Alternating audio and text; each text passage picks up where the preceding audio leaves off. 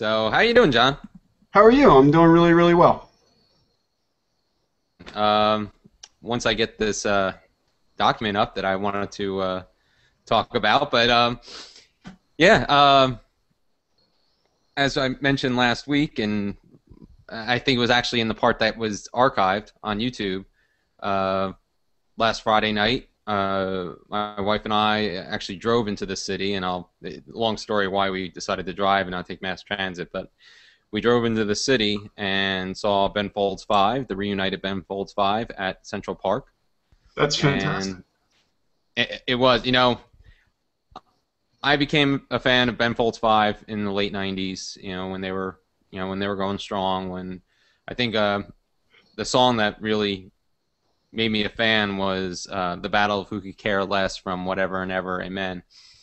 And, but I My, never I saw think Ben I Folds became a fan from the song Brick, which of course was very popular. Great song. from Great. that same album. Yeah. Yeah. But I never saw them live as Ben Folds 5. I didn't start seeing Ben until he went solo in 2001, and since then I've seen him like close to 30 times. With different backing musicians, sometimes just himself, sometimes an orchestra. But there was a time where he had this certain he had a bass player and a drummer that I felt were pretty comparable to what I imagined Robert Sledge on bass and Darren Jesse on drums would have been with Ben Folds 5. And it took about 30 seconds to realize I was so very wrong. I mean, these three guys, when they're together, it's magic. It's crazy. I mean, it's three people working as one, and you would never guess that their last album came out uh, 13 years ago or something like that. I mean, yeah, they had rehearsals and some shows. They had Bonnaroo and some other festivals during the summer, but the fact that they, were just so on and so tight, I mean, it's just crazy. I mean, it was light years beyond anything I'd ever seen from a Ben Folds show. I mean, Robert Sledge is badass on bass. I mean, it's crazy. But so we had a fun time. My mom babysat for us, so that was nice. Um, and the other thing was that my wife and I are big fans of the opening act, Kate Miller-Heidke, an Australian singer-songwriter, and she performs with her husband and musical collaborator, Keir Nuttall. And what's cool about her is not only is she great, as a musician, but she's very good with corresponding with fans on Twitter and Facebook. For instance, a couple years ago, she and Keir did a tech side project called Fatty Gets a Stylist, and I wrote about it on the Tandem with the Random blog, and put some stuff on Facebook. And all of a sudden, I think I did that like on a Friday night, and I hadn't been online much on that following Sunday. And like Sunday night, I go online and I see they posted the blog post that I wrote on their Facebook page and posted it on Twitter. It was pretty cool. And so kind of gone back and forth with her on Twitter ever since. It's kind of cool. I think it was Thursday. I was like, tomorrow, Kate Miller-Heidke and Ben Folds in Central Park should be fun. And I don't know how clean we want to keep these webcasts, but Oh, we didn't start clean. We shouldn't end clean. well, what was cool was that I posted that on Twitter, and within about 5 minutes, she retweeted it and added "fuck yes," and so then that got retweeted by all her fans. So it was pretty cool. And It then is. I sent her saying how she and Keir were awesome Friday night, and she replied saying thanks. So she's one of the artists that get it, as far as social media is concerned. So it was a real fun time. And then this Friday, my sister-in-law and her boyfriend are going to be watching our son, and this Friday will be Peter Gabriel and at the Wells Fargo Center in Philly. So that's Oh, going to be awesome. That list from the from the tour opener last night, and it looked awesome. Is that the Explorer one? Yeah, Yeah. yeah. I had that at some point. I don't know what happened to it. Well, now Maybe you you have it. stole it. No, I don't think so. This was from a previous employer. But that's for you Maybe, whenever I see you. well, maybe I had it with my stuff, and they gave it to you when they booted me. Maybe. It's possible, I guess. I don't think so, though. I had it well before I knew who you were. Okay. Um, on So, Friday, oh, I'm sorry. no, no. What's new with you? So on Friday night, I was lucky enough to meet Molly Ringwald. Yes, I was disappointed it was the same night as Ben Folds 5. Yeah, I it was really a would have great I would show. have liked to have gone to that. It was fantastic, and she gave out her book that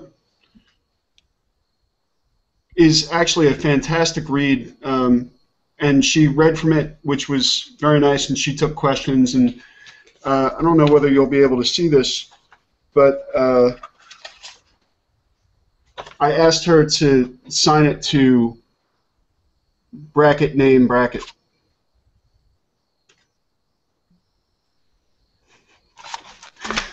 You understand what I mean? No. So you had to go up, and there was like this whole process by which her PR person like helped her to predict what to write, so that there was less like direct interaction with her and people, Oh, okay. which was a little odd. And just as a little joke, I put this on the post-it, Okay. and I thought it was hilarious. You know, she didn't get it, so I sat there, sort of explaining to Molly Ringwald geek humor, Yeah. and it was odd. Well, I'm glad I didn't get it either. So I'm in Well, the same boat as Molly Ringwald, I guess I was except making a little not in 16 statement. Candles. Yeah, we weren't allowed to mention 16 Candles either. How do you not mention 16 Candles when Molly Ringwald is there? You're not allowed, strangely.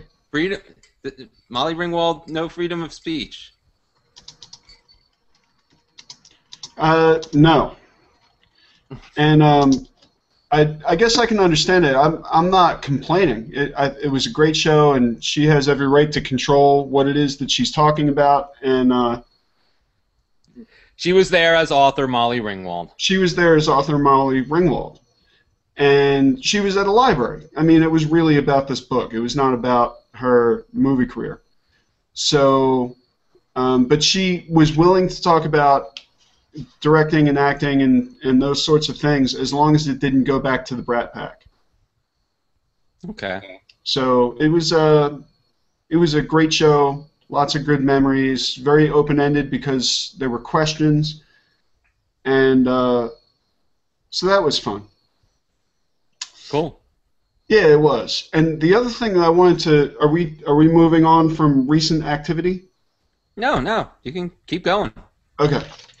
So I wanted to make people aware of this. If you're walking around the Princeton area, you might come across this flyer. And the reason I know about it is not because I saw the flyer, but because I got an email spontaneously from somebody who was looking for the keywords technology, arts, and Princeton. And I won't mention her name just because I didn't tell her that I was going to mention her name, and I think she's more interested in sort of sharing the project.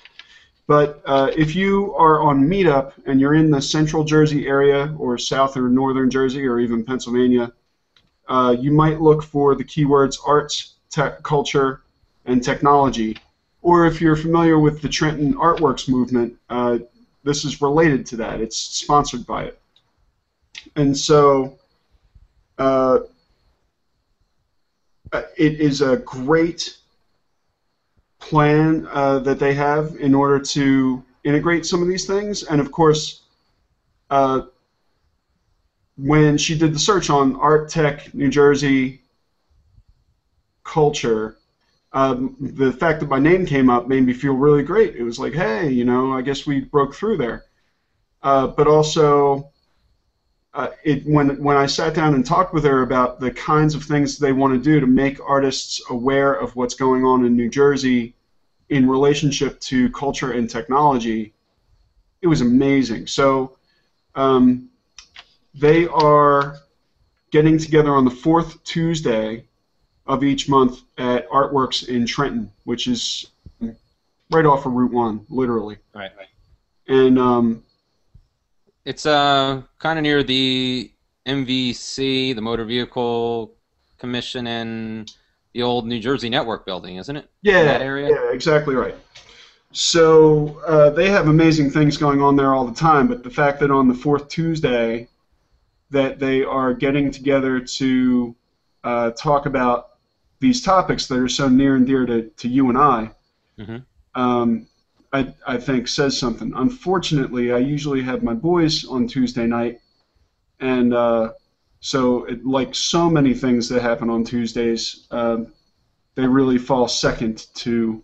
Not, I guess it's very possible that my boys would be not only interested but allowed to participate in something like this. We didn't get into that part of the discussion to see whether it was an all ages sort of a thing or whether there were obvious reasons, why kids under 18 or younger children, such as mine, might not be allowed. Right. Well, kids the age of my son probably aren't allowed. So Probably allowed but not interested. yes, and probably would be very not just allowed, but loud. Loud. So anyway, keep an eye out for if you're already associated with Artworks or know about it. Stay tuned for what's going on, what's coming up. But also, if you have Tuesdays free, you might be interested in having a discussion with artists and culturalists and technologists about how all that stuff comes together in our area.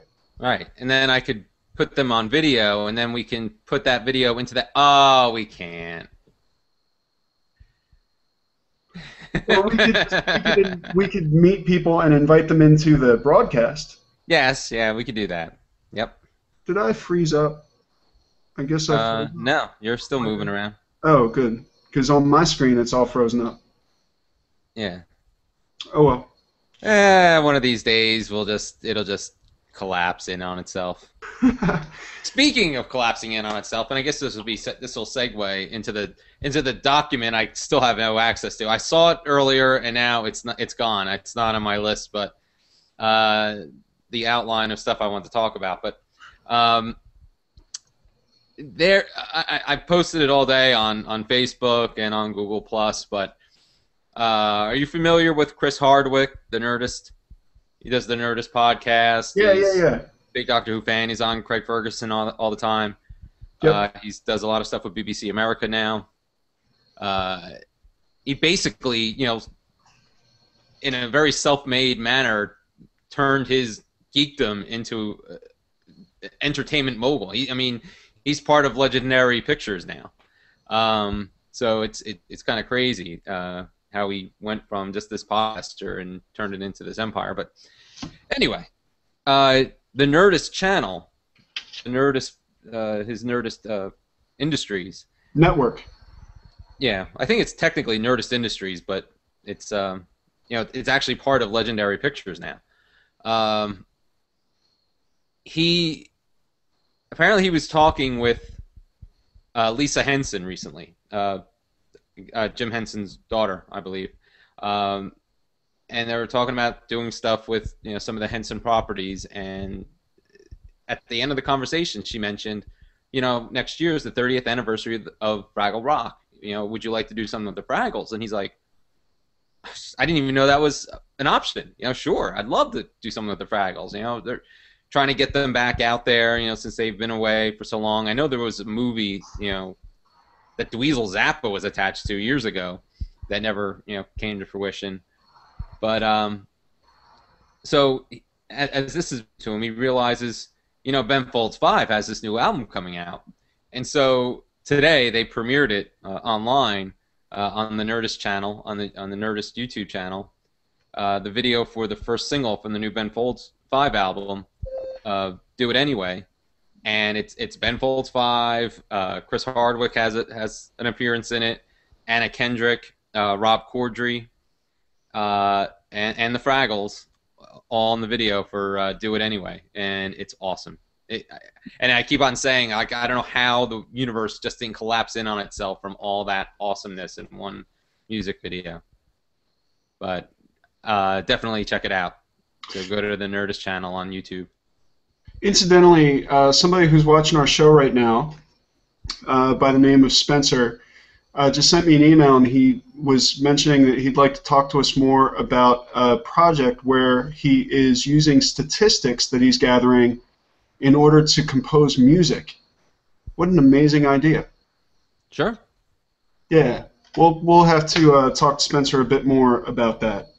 But Yeah. I just wanted to give him a little shout out and say, hey, thanks for not, posting any misogynistic or racist comments. Yeah, or asking to see something. Yeah. We Yeah, don't want to show anything, but Yeah, that was good. Good thing we didn't. Good thing we dropped that TNA marketing ploy. That would have been that would have just attracted them in droves. that really worked out well for us, didn't it? But when it comes to baseball, I'm a statistics-based guy, not hardcore, but I do appreciate the statistical analysis of baseball, the sabermetrics. So I really love when those kinds of things. As a matter of fact, I had a project when I was in college where we used chaos. We used dice rolls and community remedial chaos theory. yeah. The idea of using chaotic elements, things that you can't control, in order to make your work more interesting. It doesn't follow the path that you set for it. It follows this path of something else. Right. And I love work like that. Yeah. If you don't watch Community, watch the episode called Remedial Chaos Theory from last season. Okay. It's awesome. I mean, you would think this show was not just a sitcom. I mean, I don't know if you know about this, but within the show, there's this character who's very meta. He points out like certain things, like if it's a bottle episode, he'll mention, "Oh, it feels like we're in a bottle episode." Which character are you talking about? Abed. Oh, Abed. Like he's aware, aware that they're in a show, Yes. So he is a fan of a show called Inspector Spacetime, which is a clear parody of Doctor Who. And it's gotten to the point where Karen Gillan, who's Amy Pond from Doctor Who, found out about this and saw it, and now she wants to be on Community and play like one of the companions from Inspector Spacetime. And apparently this season they're going to be going to an Inspector Time convention. I thought so it was canceled. There's this fan movement to try to get her on the show. Wasn't Community go to finale or something? No, it's back for one more season.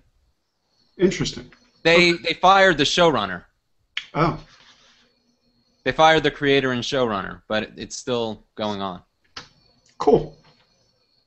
So was that everything that we had to say about the Fraggles? I noticed that you put up a post of the Fraggles with Ben Folds. Yes. That was from the video. Yeah. It's awesome. Yeah.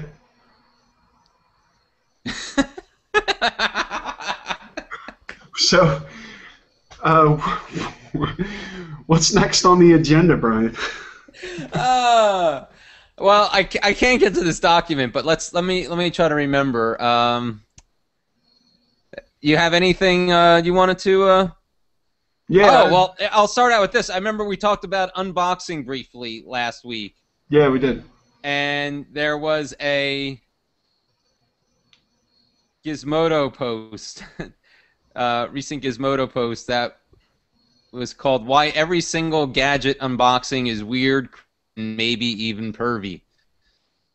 Definitely. There are definitely some perverted elements to unboxing, for sure. And if that would load, I would share it, but it's not loading very quickly. There we go. So, before we go too far from the Molly Ringwald episode, um, I wanted to talk about a conversation that I had briefly upon meeting someone at the show who's associated with the Princeton Public Library, but not an employee.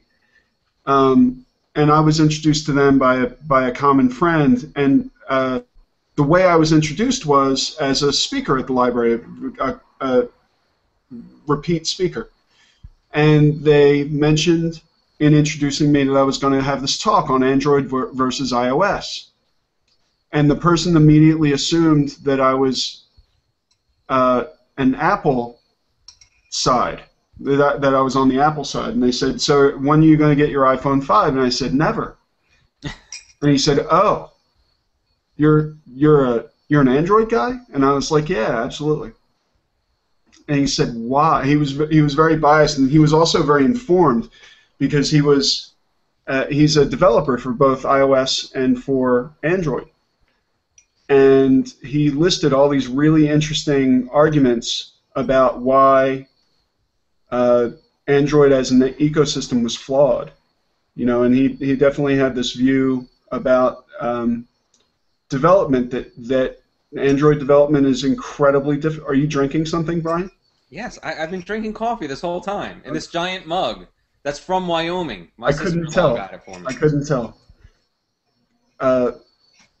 Anyway, so the guy, we had an interesting discussion, but we sort of kept going back to this idea that I was talking about the argument against iOS from a philosophical standpoint, and he was making an argument for iOS from a monetary standpoint, from a developer standpoint.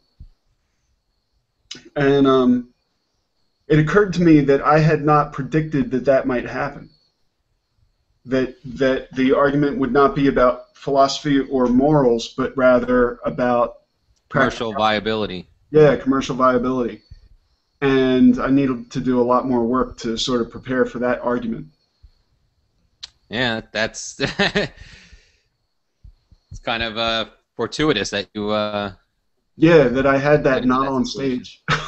Yeah. That would have discredited you. I guess. Nobody would be tuning in then. That fraud LeMasney. Sometimes I feel. What does he know about technology? Well, I don't know a whole lot about iOS. I spent some time with an iPad once a few years ago, not to get too attached, I guess, now. But I really ought to know more about that ecosystem before I argue against it. All right. So I'm going to go out and buy an iPad. No, I'm not. What do you call it? It just came into my head when you were talking. Another thing I saw today that Google purchased Nick Software, N-I-K. Yeah. Makers of Snapseed. Is that the name of it? It's an Instagram-like app on iOS. It was Apple's 2011 iPad App of the Year. Really? And it has far fewer users than Instagram, but they, as far as I'm aware, Snapseed does not have an Android version yet, so you would expect that to change and Google to start incorporating that technology pretty soon. You would definitely expect them, owning a product, to have a version of it that would run on their other product. Yeah. That drives me a little batty when there is only an iOS version of it. It makes sense though, given that it's a completely different development environment. But it still bothers me that, there'll be this huge announcement in my email. It'll be like, important, important, important. We have a new app, or we have a new version of our app, and it's only for iOS. Yeah. And it bothers me a bit. Well, up until last year, about a year ago, this time of year, I think it was in October when I dropped my BlackBerry in a puddle. Dropped my BlackBerry in a puddle. So yeah, where I'd see, new app for iPhone and for Android. It's like, screw you, BlackBerry users. We're not even bothering. Yeah, the BlackBerry development definitely died off recently. So, and then I entered the iPhone world. So I've only been on iOS for less than a year. I said it was like October last year. Yeah, how do you like it? It's fine. And again, we've had this discussion where, I'm just used to it. I've been a Mac person on the desktop, and, despite some of the differences, it's intuitive to me. And, I know Apple. So let me ask you a question. This recently came up in discussing, as a matter of fact, it came up in that discussion that I had before the Molly Ringwald show. And the discussion went something like this. What about customizability? What about the idea that if I want to have a widget on my desktop, I can on Android, and if I want to have a widget on iOS, I can't? I'm not a big, customization isn't really a big thing with me with a phone. I mean, as long as I can get some apps, I'm fine. That's not my thing. I mean, you want your tech to be the way you want it, and that's Android is fine for you, and it's perfect for you. But that's not a big deal for me. So okay, I just want to be able to use it. I just want to be able to, find where I'm going, tweet, post to Facebook. I don't even look at the web that much on my phone. It's mostly just seeing what's going on Twitter. Do you think that you represent the average iOS user? No, because I don't even deal with like FaceTime and all that stuff. iMessage, I don't even use it. I barely even text. I hate texting.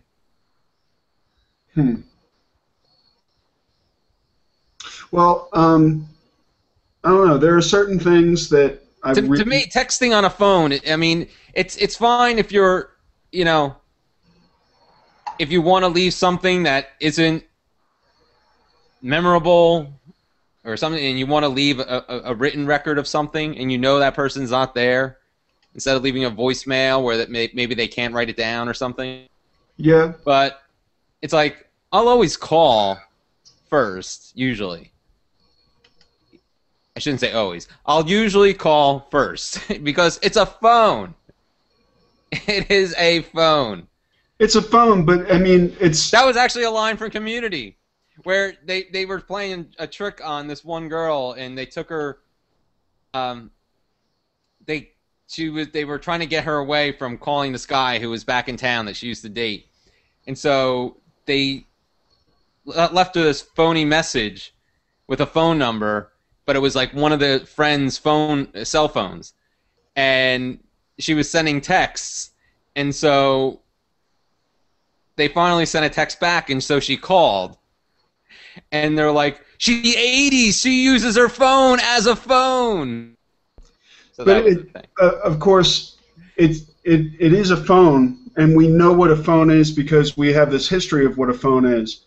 but the concept of phone has changed because it's no longer a phone. It's a communication device. We old folks, we still hold on to the phone I think quality. I think there's like 6 months between us, Brian. No, I think it's a little more than that. Maybe. But I'm saying, the idea of a phone is not a phone anymore. It's really so much more, right? Yes. But that's what I'm getting at, though. I mean, I basically use it as a phone. I use it as a map. I use it as the Twitter device. Yeah.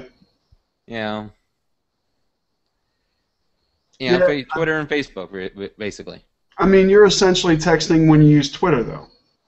Yeah, but it's not to one person or, I'm basically broadcasting. You don't DM? Very rarely. Interesting.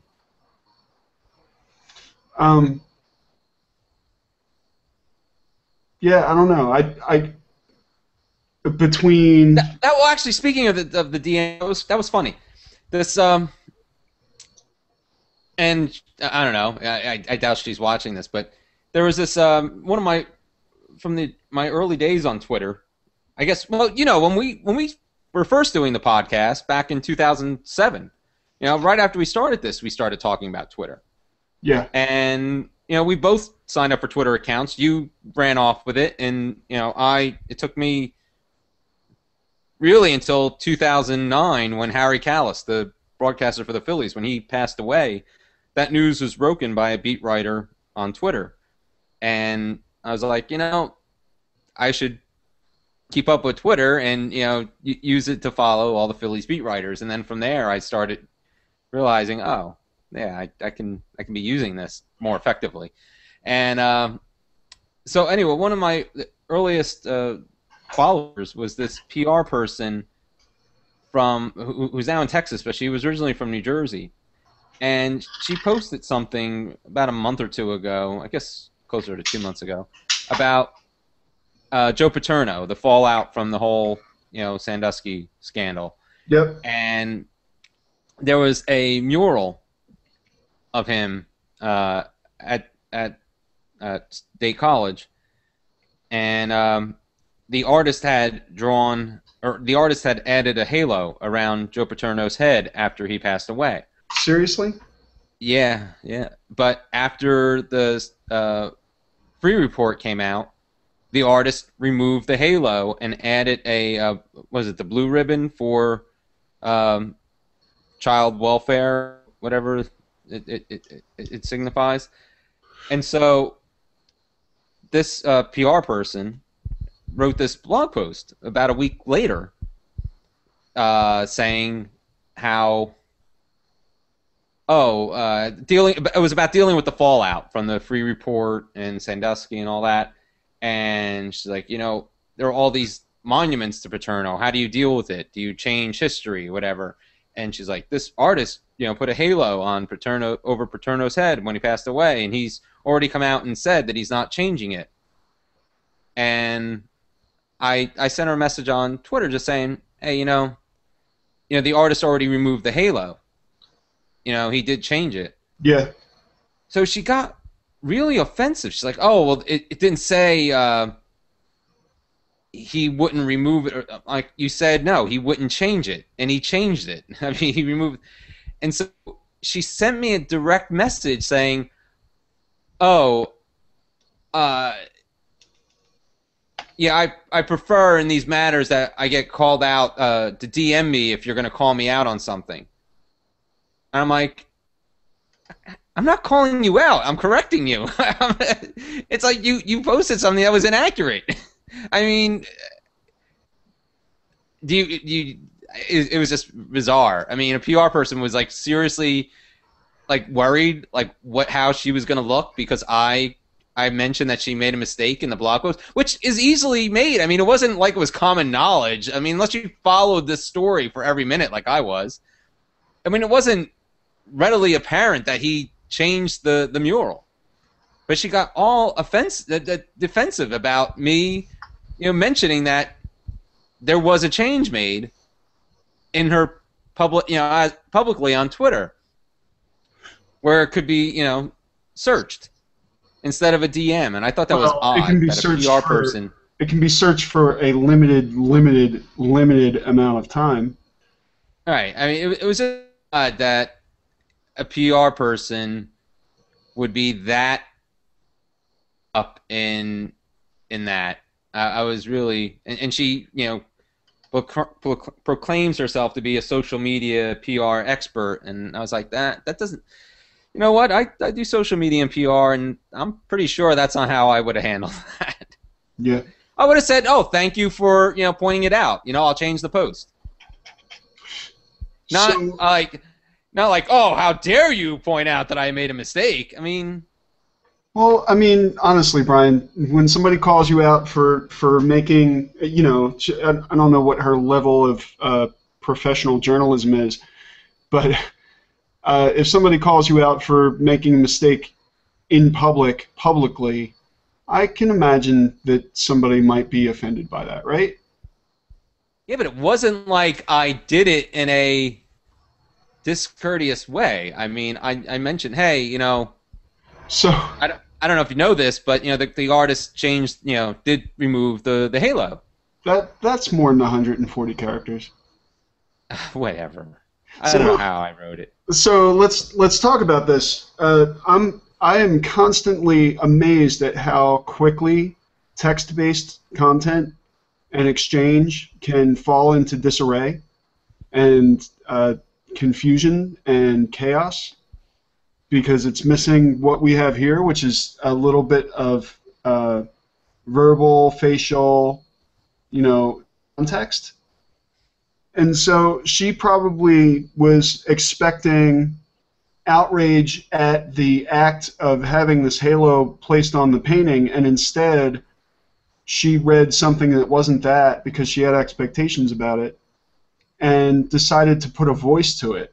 And your voice probably sounded like, "Hey, stupid, how come you put," you know what I mean? Like, it wasn't as though you were saying it in that way, but there's probably no other way that she could have heard it.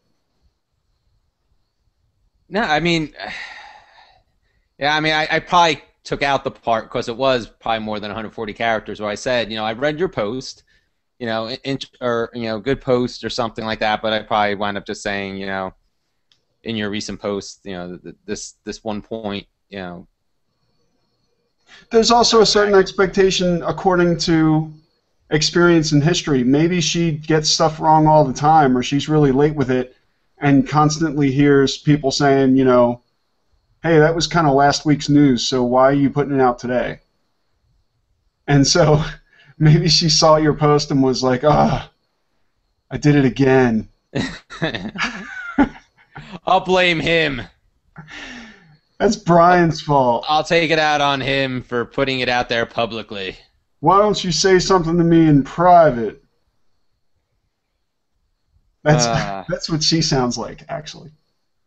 Yeah, so it was just odd. I mean, it's definitely not the way I would have handled it. So I have a segment. I'm producing a segment, and I wanted to know whether you wanted me to beta it in private or whether we could just go ahead and try it. Let's go ahead and try it. You're All right. producing a segment. What else? Yeah, segment. I'm introducing a segment after I argued that we should not have segments. Yeah, I know. That was like one of the first things we got rid of in the days. Get rid of in perspective. So this week's palette. What? I have no palette for this palette nonsense. I don't think I said that. Maybe I did. No, I'm sure you said it in much more obnoxious. You probably just said clickety click on the palette. So, is there anything else on the agenda before? Yeah, I get it. Is there anything else on the agenda before I introduce this new segment? Oh, yeah, there was one thing that was actually really interesting. I don't know if you saw it. Gizmodo, another Gizmodo post, uh, talked about NASA is actually starting development, in small ways, but they're starting the initial stages of development of a warp drive engine. What? And basically, these researchers, they're legitimate scientists who feel that they they used to think that it would take a Jupiter-sized mass. I lost you. Oh, come on. Go ahead. I'm talking to a document. Yep. Yeah. Well, we'll see how you like it.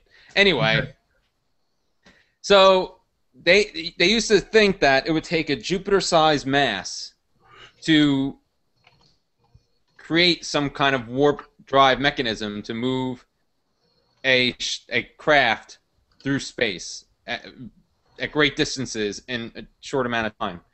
Okay. But now they think it would take something as small as maybe was it Voyager? Was it Voyager 1? They mentioned one of the early deep space probes as something that would be comparable to the size, the mass that would be required to create the energy, because they've managed to figure out how to do some manipulation of the width of the warp bubble. Yep. And some other mumbo jumbo that obviously I'm not expert on, but it was a very interesting article. I mean, they talk about how they really think that perhaps within 100 years they will come up with a warp drive engine that can take humans to Alpha Centauri in about 2 years. Wow. That's amazing. It is. It's really amazing stuff that's happening now, like in our lifetime, and it's really cool. It'd be nice to see some small advances in that, in my lifetime. But yeah, they're doing like small scale tests. They have this environment where they're trying to create these small instances of actually taking space and moving it, so that the ship wouldn't move, but it would basically take the space that it's in and compress the space that's in front of it and expand the space that's behind it. So it would basically be traveling between those 2 points, but it wouldn't be moving. It would be warping space around it. So it'd be it's kind of interesting.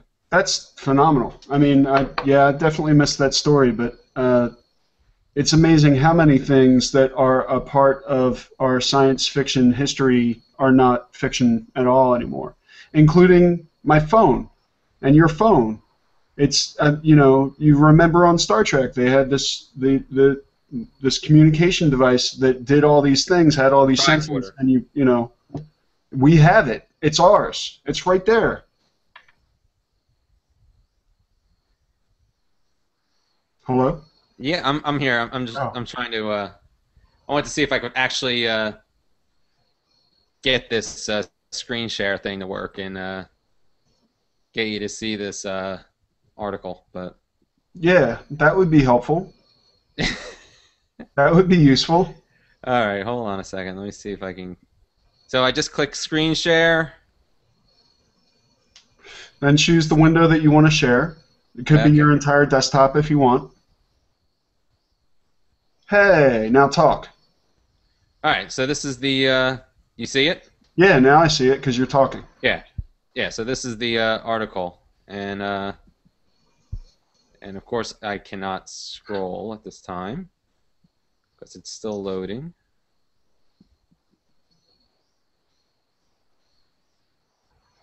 There we go. Okay, searching for warp bubbles.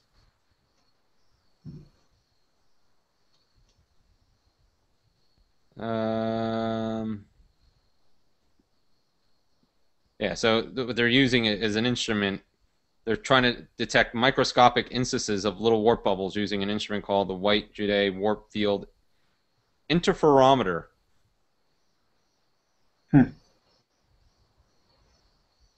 But they think that warping the space-time fabric is possible. Wow, that's amazing. Using a lot less energy than they thought initially.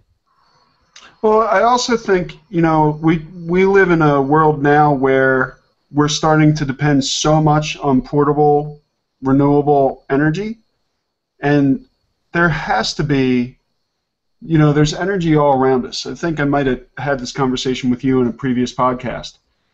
There's energy surrounds us. It's just not harnessed very well.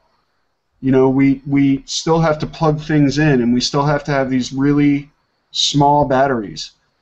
And meanwhile, if you rub your foot hard enough on the ground in a certain way, you're generating new energy. You're pulling energy out of the air and of the surface and making it into something else, transferring it.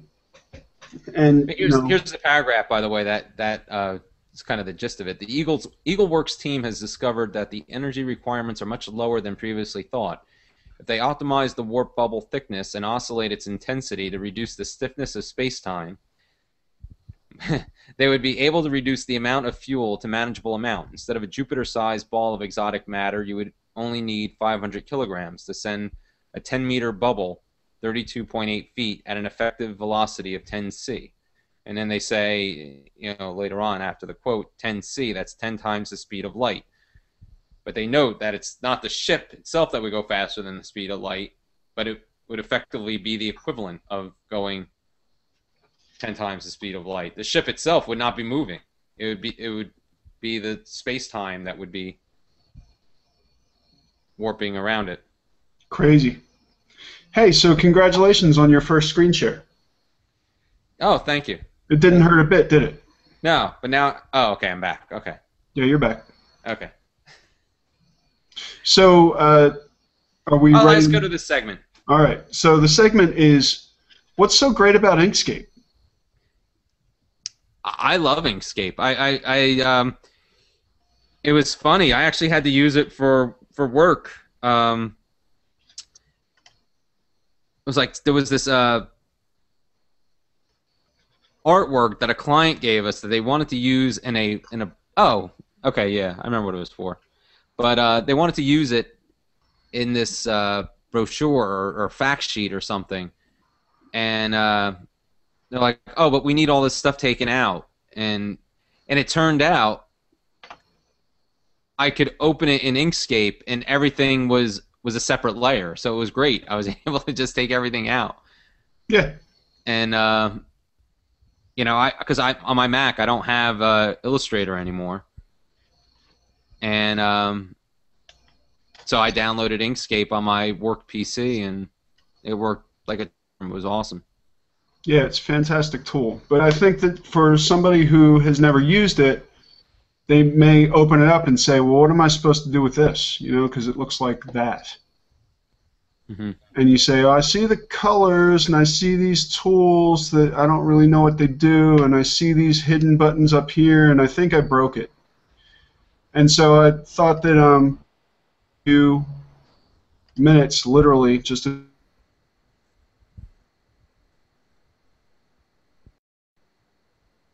Inkscape.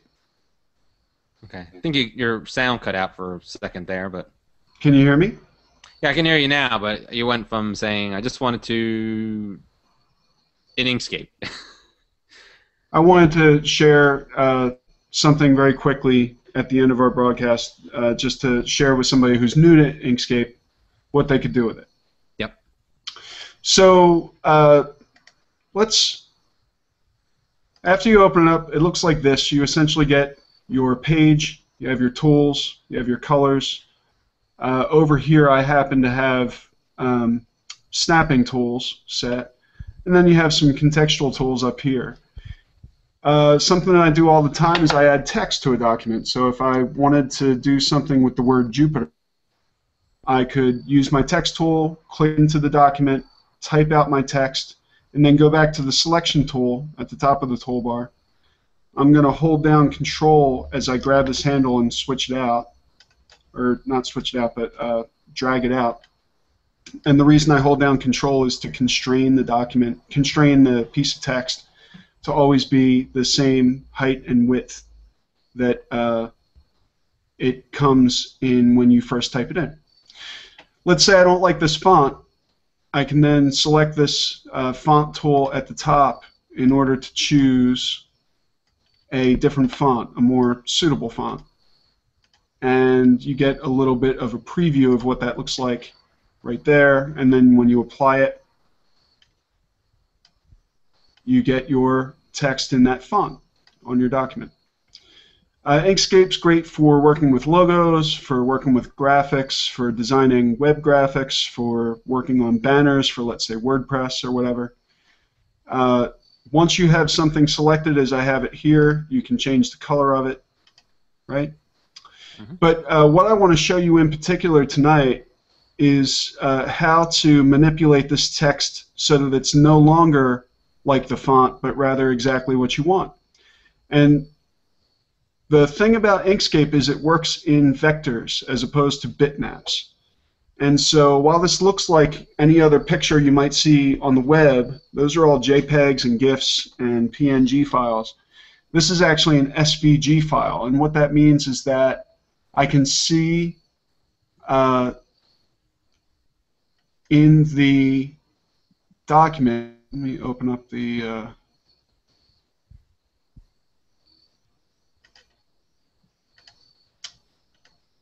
XML. Can you see that window floating on top? Brian? It's 11 o'clock. Brian, can you hear me? Yeah, I can hear you. Do you see a window floating on top of the Inkscape window that has XML in it? No. Okay, then I would have to share it differently. It doesn't matter. This is just to say that this text in this font is being rendered in the background as something similar to HTML. It's called XML, and in this particular case, it's a particular set of XML called SVG, or Scalable Vector Graphics. So everything that you see here is being written out in human-readable text in the background. So anyway, if I wanted to, I could take this J and make it whatever shape I want. And the way that I do that is by going into, with it selected, going into the path, choosing Object to Path, and you can see down here it tells me that now this text is no longer text but a group of 7 objects in layer 1. I'm going to ungroup it using this ungroup tool right here, and now it is a series of separate letters that I can choose individually. And so, like, if I wanted to, I could move this T sort of out of line. Mm-hmm. But that's not the really interesting part. The really interesting part is when I, after having changed it to a path, I get to see the outline, the editable outline of this letter. And I can begin to play with the shape of it.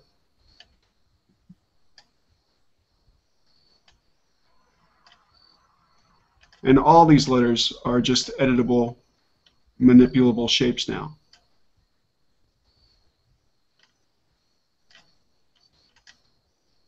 And this is one of the things that you can do in any vector graphics package, but the fact that this happens to be free and open source makes it a fairly powerful package for no cost. So that's all I wanted to show you tonight, but in the future I think I'll take a minute or two just to show how you might use Inkscape in order to use technology to make art.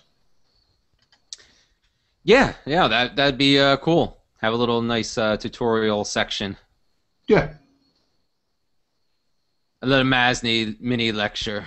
A little mini lecture from LeMasney.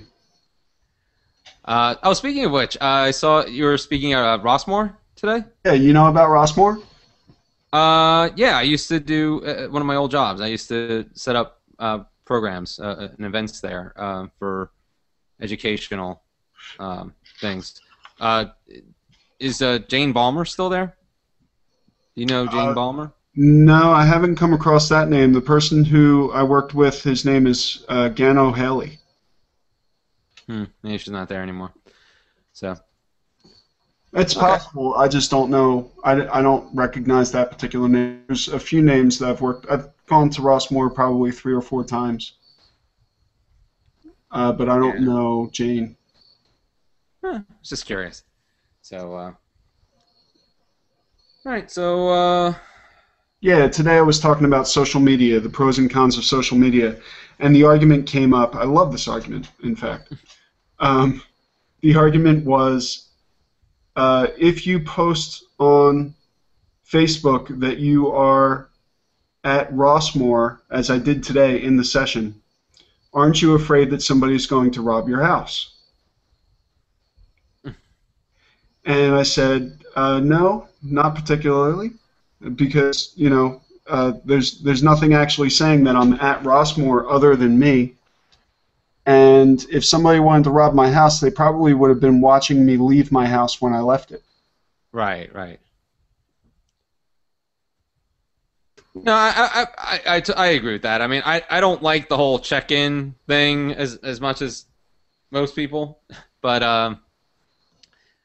every now and then, I mean, I'll mention where I am. When I was at Ben Folds. I mean, obviously, I was at Ben Folds. I was posting photos from the concert, but. Well, I mean, I had a further argument too. Around the room were a bunch of photos of particular places, like Washington, D.C. and New York City, and the names were underneath the photos. Really beautiful photos.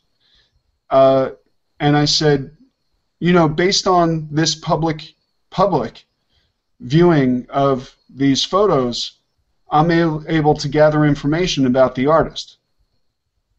Does that mean we should take down the photos? Right. And I felt very strongly about it, actually, that social media is really just an extension of what we already do. It just happens to be a lot more convenient and straightforward than many other methods. Right. And really, I can't imagine somebody is like browsing Facebook and saying, "Oh, this person went somewhere. I have to go." I mean, unless somebody's stupid enough to have their exact address. Even not if they stupid do. enough. I mean, if somebody wants to find out where I live, they don't have to try very hard. Yeah, it's true. I mean, but they're not going to use Facebook. They might use Facebook as part of their profiling technique, but I make it pretty easy. But yeah, you're right though. I mean, they're not going to be watching Facebook. They're going to be watching your house. Exactly, and like then. Or they're going to be on their phone watching.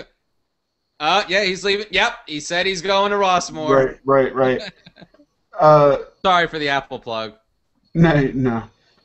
But there was another argument at one point where, as cars become more electronic and programmable and related to your phone, and as your phone becomes more sophisticated and able to control your car, aren't you afraid somebody's going to hack your phone and be able to manipulate your car?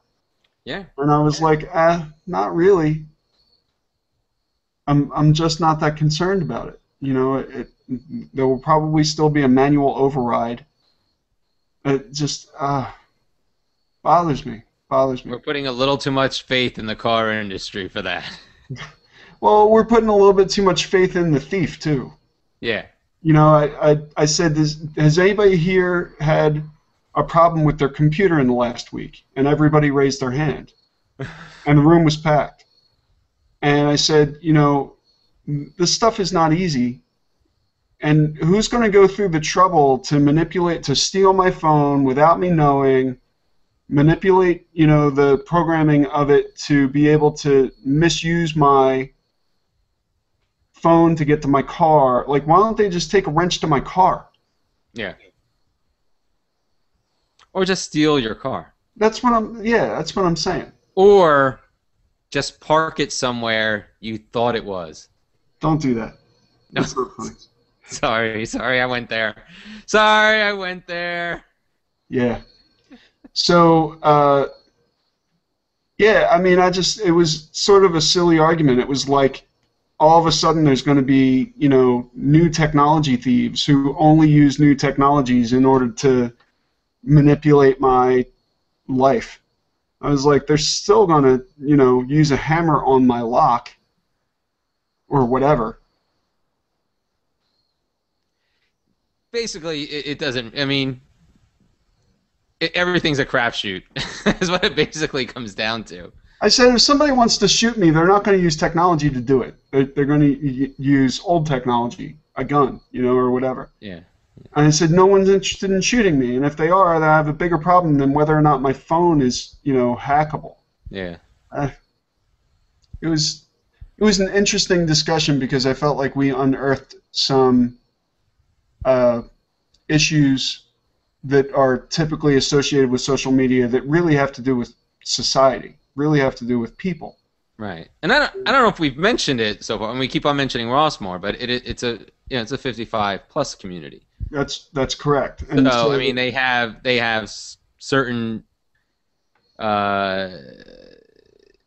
perceptions and certain ways of thinking. So I mean, you can understand the concern. I mean, I disagree. I mean, I strongly resist the idea that any major grouping of people, whether it be gender or age or whatever, primary diversity, means X.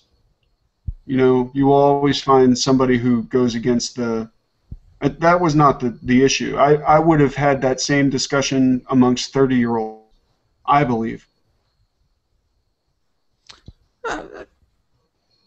Granted, but based on my experience, there's a certain there are certain concerns of theirs that they put higher. So I wouldn't say you wouldn't have that problem with 30-year-olds. I'm just saying that the priorities are different. Yeah, I don't know. I feel like it would show up on the news more often. Because anytime you can play into somebody's fear about something, like you do it if you're Fox News or whoever. I'm not picking on Fox. Yeah, you can pick on Fox. Yeah, no. I don't want to do that. You can pick on really all of them. Not on this podcast. We'll do it on some other podcast. But the newscast and the viewer. Yeah, something. Yeah, it's a whole series now. But the idea that if a whole bunch of people were getting their phones hacked to manipulate their other things that they own, I would think that it would be headlines, And when it does happen, it is. Right. And considering it is technology and the arts, that kind of goes into just going back to the newscast, whatever. It just popped in my head, and the whole thing with CNN and Fox getting the story wrong about the Supreme Court ruling on Affordable Care Act. Just so I can rant about this in this forum. I know it happened a while back, but it's just amazing that we've reached this point with technology being what it is, and information the information about the verdict was online, and for some reason CNN has the reporter on air getting a translation of the ruling from a producer. She says, our producer tells me, like, why is the producer reading the ruling? Why isn't a legal expert reading the ruling to her? Or why isn't a legal expert on screen? Why is there a reporter getting information from a producer? Where is the legal expert in this where they only read the first page and got it wrong? Yeah, Whereas the Supreme Court itself had on their blog what actually happened. They had a headline specifically saying what happened before that report even went out. But nobody checked the blog on CNN anyway. Other online news sources got it right. It's crazy. I mean, the technology was there, it was in place, and for some reason they're relying on a producer's translation of a Supreme Court ruling. And then that producer only reading the first page before he said, "Oh, I know what happens." Crazy. It is pretty crazy. Fox News. I mean, I'm sure they were just taking a, I'm sure they were just like hoping it was going to be, struck down. So I'm sure that's why they put it out there like that. What's odd though is that Fox News even corrected themselves before CNN. CNN was like 7 minutes. I'm no fan, but I think it diverges from the core topic that we're talking about. It's still technology. It's the art of broadcasting. Sounds a little bit like the art of politics, but the art of absolutely. We discussed the art of customer service. We discussed the art of broadcasting. That's true. That's fair. And never been constricted by any boundaries. Boundaries? What's that? 90% of the old Technology and the Arts podcast was probably not technology nor arts. That's true. Or whatever. It was neither technology nor arts. This is true. But, yeah, it just seems like we can almost integrate anything. There can be an art to anything. The way that we decided that was basically what we could do. Anything could be an art form. Right. I mean, you could talk about the way somebody moves. Not this webcast, obviously. Everything but that can be an art form. It's art of a type. Bad art. Bad art. Well, we will work out the issue with the document for next time. I think now that we have the page, we should be able to broadcast as that page. Hopefully. Yeah. And hopefully the result will go to the YouTube page. It should, yeah. It's yeah. Oh yeah. Hopefully all approximately 1 hour. That's about 1 hour 10 minutes again. We started at 6 after 10. Yeah. So it's going to be about another 1 hour 10-minute broadcast here. Hopefully it all gets saved on YouTube and people can rewatch it. Well, we'll see. In its entirety. We'll see in just a few minutes how much of this gem that we recorded. Oh, that looks different though. Sorry. when you do it this way, it looks totally. Yeah, that's what I thought you were doing. I thought you were giving me a finger. The interpretation is much different. That's what you just did. So basically, if YouTube doesn't come through.